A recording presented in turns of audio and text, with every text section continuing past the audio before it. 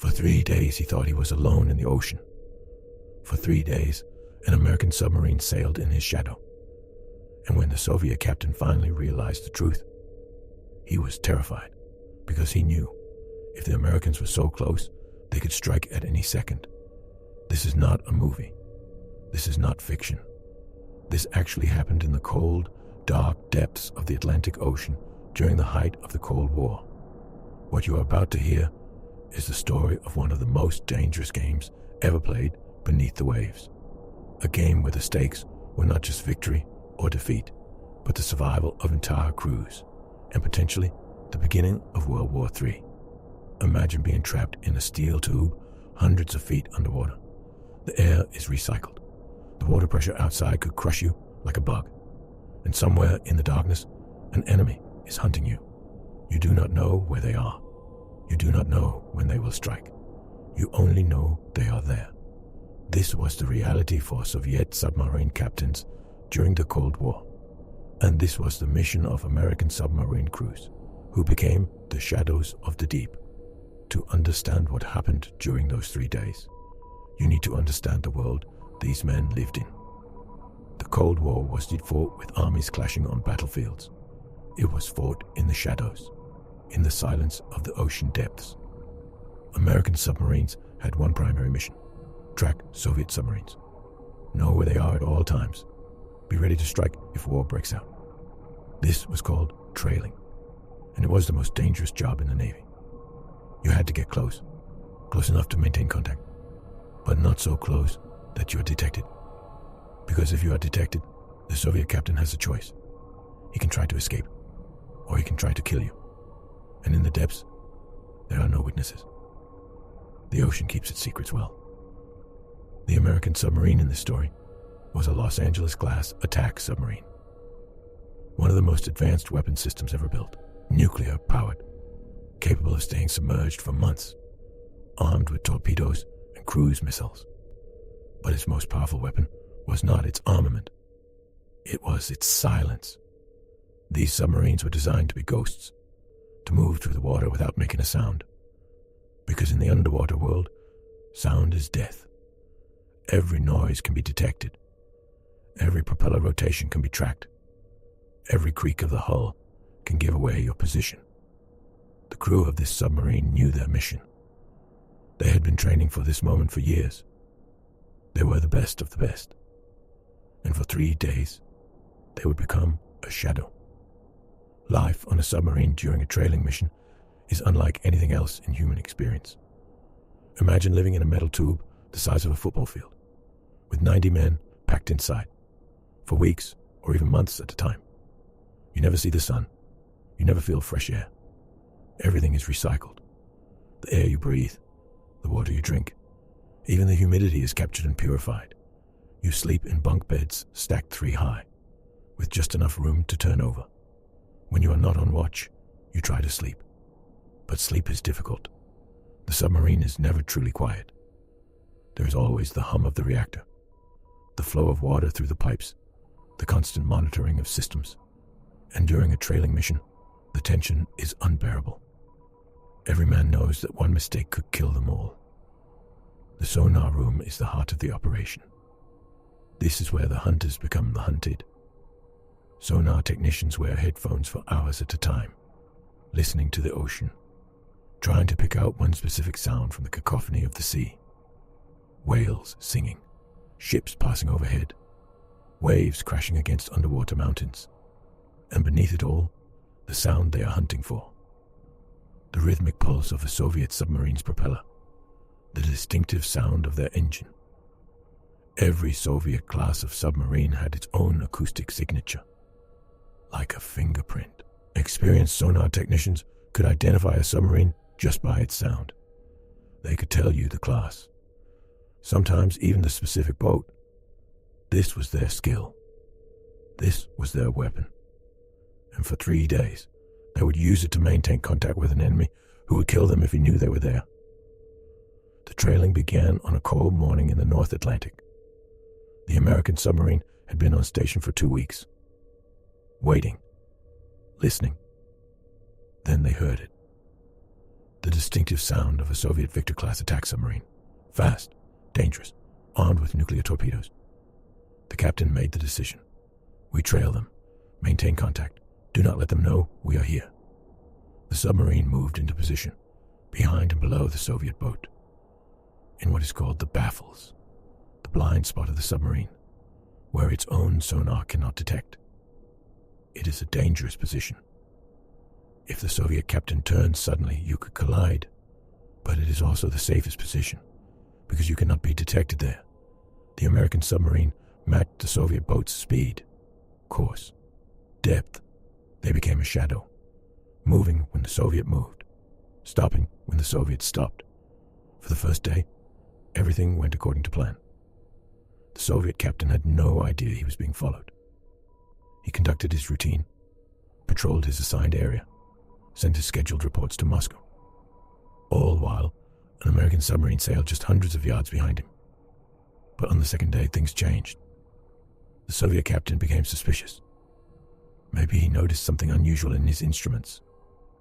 Maybe he heard a faint noise that should not be there. Or maybe it was just instinct. The instinct of a hunter who realizes he is being hunted. He changed course, suddenly, without warning.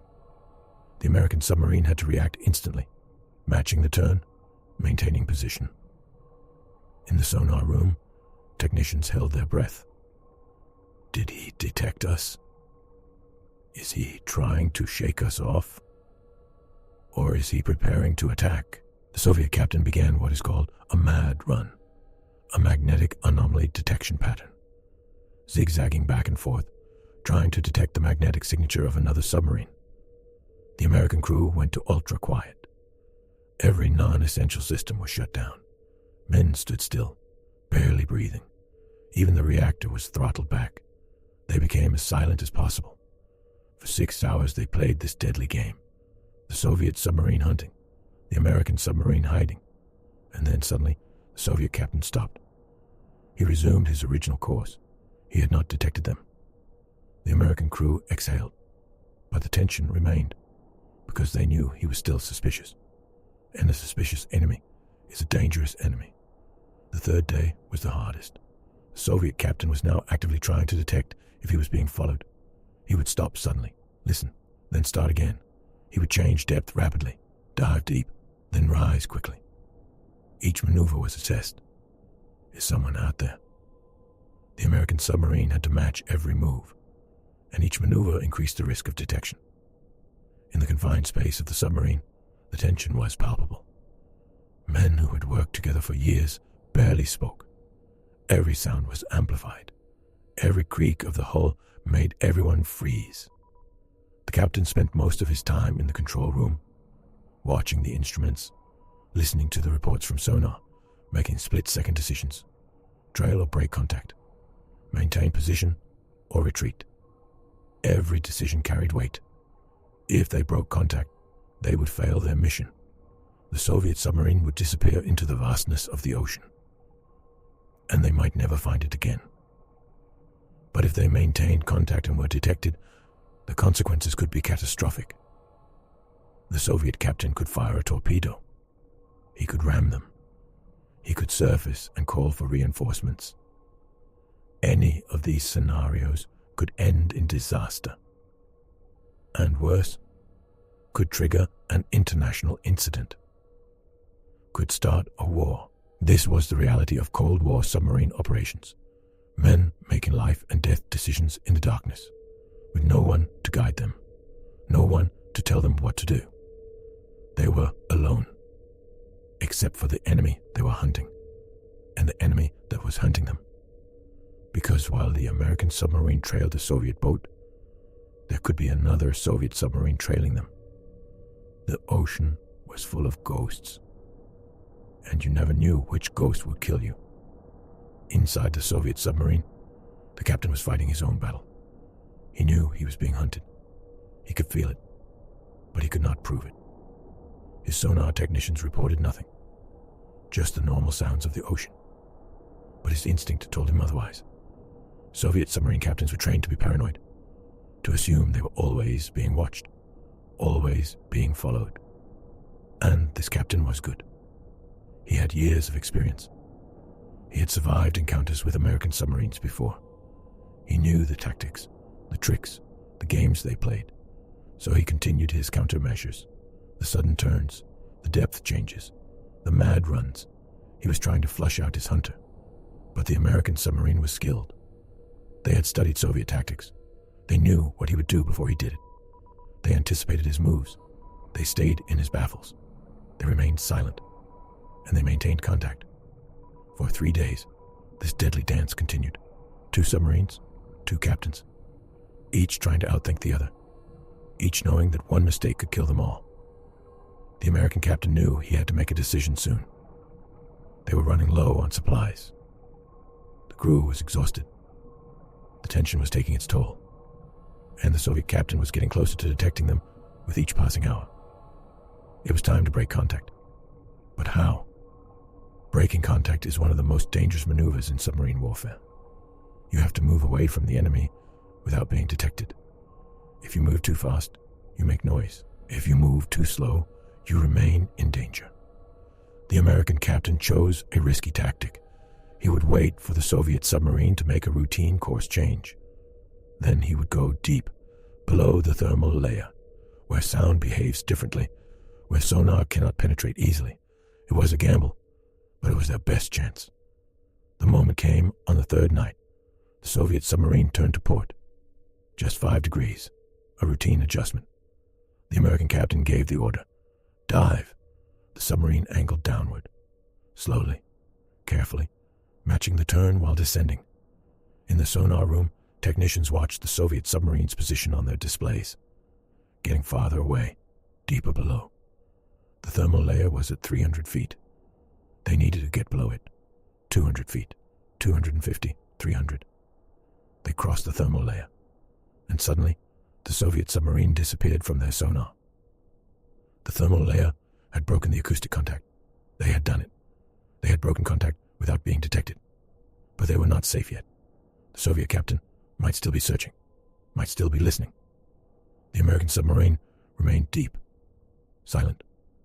For another hour they waited, listening for any sign that they had been detected, any sign of an active sonar ping, any sign of a torpedo in the water.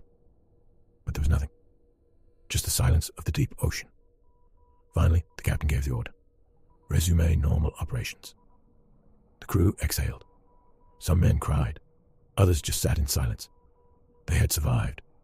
They had completed their mission. For 3 days, they had trailed a Soviet submarine. And they had not been detected. It was one of the most successful trailing missions in Cold War history. But the crew would never know the full story. They would never know how close they came to disaster. Because years later, when the Soviet archives were opened, a different story emerged. The Soviet captain knew. He had detected them on the 2nd day, but he had chosen not to act. Why? Because he was under strict orders. Do not escalate. Do not fire unless fired upon. Do not give the Americans an excuse to start a war. So he had played his game, trying to detect them, trying to shake them off, but never attacking. He knew they were there, but he could not prove it, and he could not act on suspicion alone. When the American submarine dove below the thermal layer, the Soviet captain smiled. He had let them go. He had chosen peace over aggression. He had chosen to follow his orders, to not start a war. This revelation changed everything. The American crew thought they had outsmarted the Soviet captain, thought they had been undetected. But the truth was more complex. The Soviet captain had detected them, had the power to destroy them, and had chosen not to. This was the reality of Cold War submarine operations. Both sides knew the other was there. Both sides had the power to destroy. But both sides chose restraint, chose to follow orders, chose to not start World War III.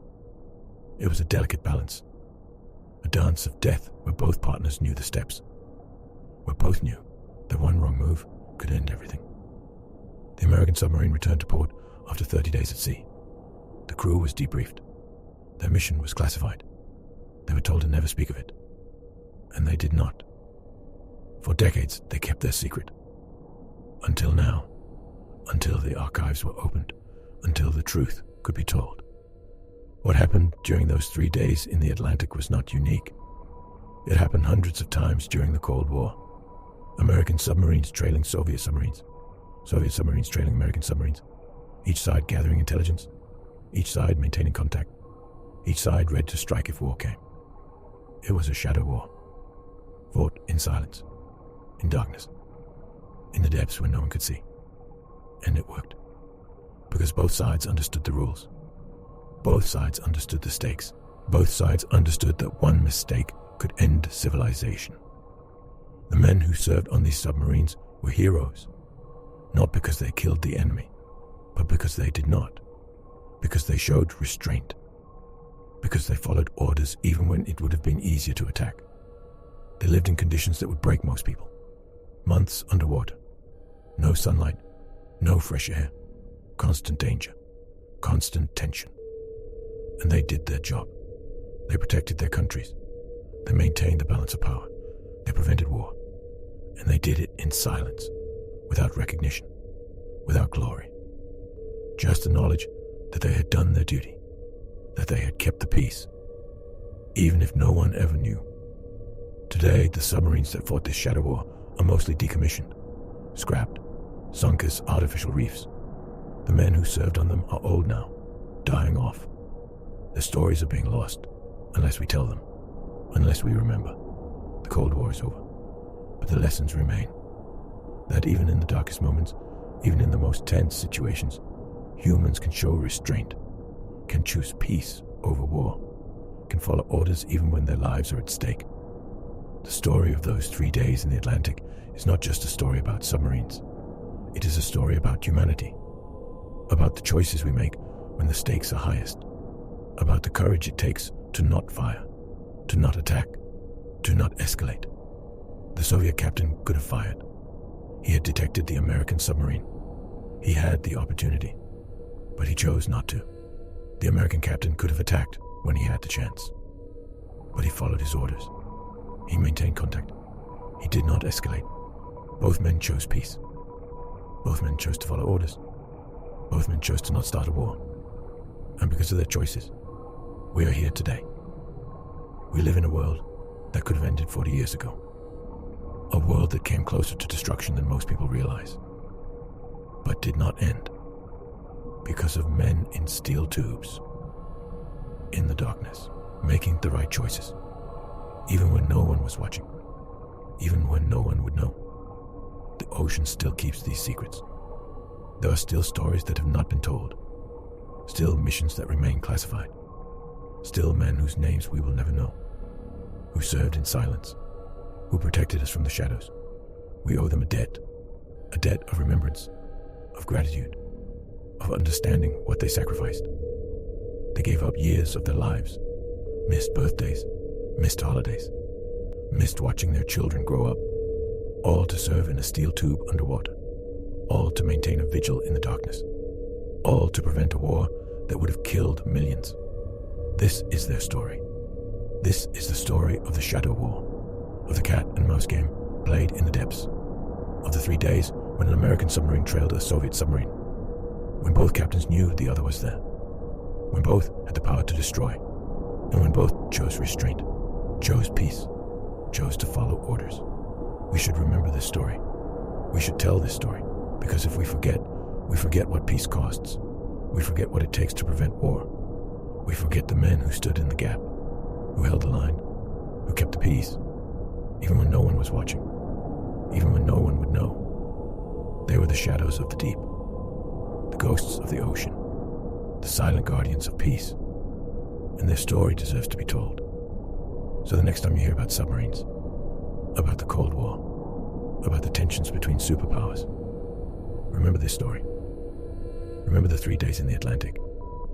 Remember the 2 captains, each knowing the other was there, each having the power to destroy, each choosing restraint. Remember the crews, living in steel tubes, breathing recycled air, never seeing the sun, doing their duty, preventing war. Remember that peace is not given. It is earned. It is maintained.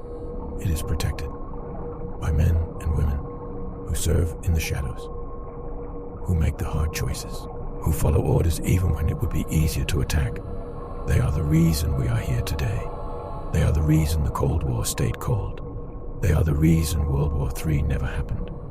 We owe them our gratitude, our remembrance, our respect. Tell their story, share their story, keep their story alive. Because if we forget them, we forget what peace costs. And if we forget what peace costs, we risk losing it. The shadow war is over, but the lessons remain. Restraint, discipline, following orders, choosing peace over war. These are the values that save the world. These are the values we must remember. These are the values we must pass on to the next generation, to the future, so that they too will know what it cost, know what it took, know who stood in the gap and kept the peace, in the darkness, in the silence, in the depths of the ocean, where no one could see, where no one would know, except them, except the shadows, except the ghosts of the deep, who still sail on, in our memories, in our stories, in our gratitude, forever.